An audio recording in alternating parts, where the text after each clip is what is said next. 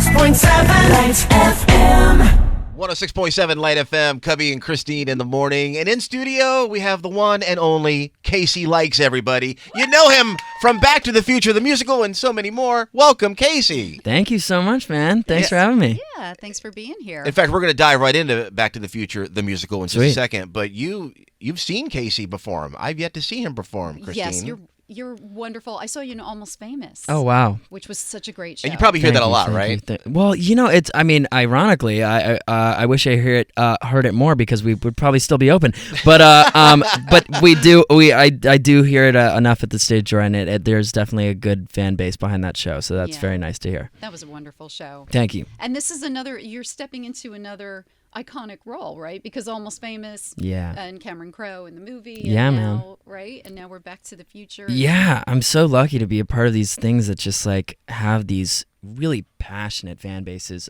before I even step in, because it's a lot easier explaining it to the friends back at home. Like I'm Marty McFly. They're like, oh, I know what that is, and Right. that's It's really, instant, right? Yeah, exactly. And how did Marty McFly, how did that role come to you? Well, they saw me in Almost Famous. Okay, so, wow. They contacted me, and at the time I was too busy because I was scheduled to be in Almost Famous past the point of when this show would have started, and then suddenly Almost Famous closed prematurely, and I became available, and the rest is history. So you're only out of work for like a day. Right. Which is I actually was never out of work because they gave me the job on my last week of Almost Famous. Wow. So it was yeah. kind of like if a 9 to 5 person was working at an office and they're about to go out of business, Yeah. but they get a call, Yes. a job offer Yes. from across the street, and they came at the right time. Exactly that. man. Wow. Yeah. Now, can I ask what year you were born? Yeah, 2001. 2001. Everybody must be asking you, Yeah, right? man, So- no, You had to no, learn yeah. about not just the 50s, but the 80s. Yeah. I mean, I've kind of been going up the decades a little bit. I did the 70s. I did a movie in the 70s. I did Almost Famous in the 70s, and then I actually did a movie in the 60s as well. So I did 60s, 70s, 70s, and then now 80s. So now I got to do something in the 90s. Figure that one out. So was Back to the Future, the original 1985, you were born in 2001, was that part of did you watch it at least once or twice when you were growing up? Oh yeah, Okay. a million times. My mom's locker pinup guy was Michael J. Fox. Okay. So Okay. she made me watch that movie quite a few times. That was actually her first date.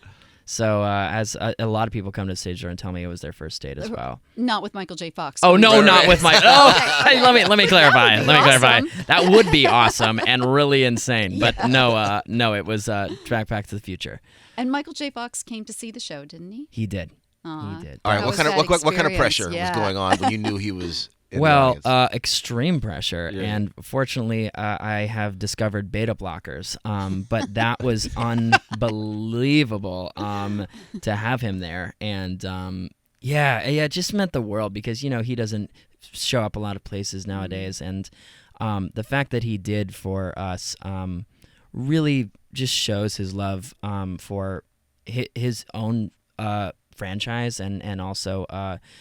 Just it for me personally, it felt like the seal of approval. Even if he didn't say anything about the show, which he did, and he praised it and was very kind to me as well.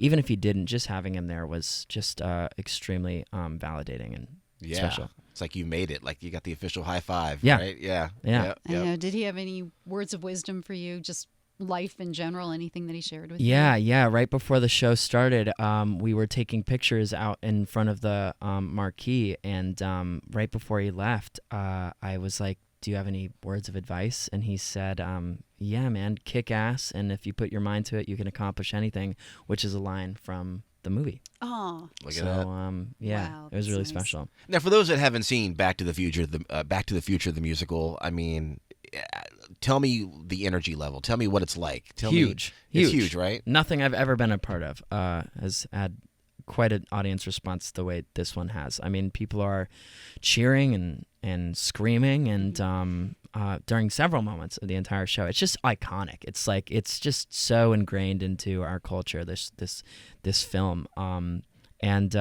you can feel it. You can really feel it, and everyone's on their feet by the end always. So and you've Yeah. got a lot of original songs Yeah. Yes, right? Yeah, it's about I would say like 70-30 or between original 70% original songs, and then we have 30% of the songs that you know and love from the movie, like Johnny Be Good and Power of Love and Back in Time. But yeah, the original songs by Glenn Ballard, Grammy Award winner. He wrote Man in the Mirror, which is a indie little song. And then Alan Silvestri, who wrote the score for the movie, also worked on the score of the show.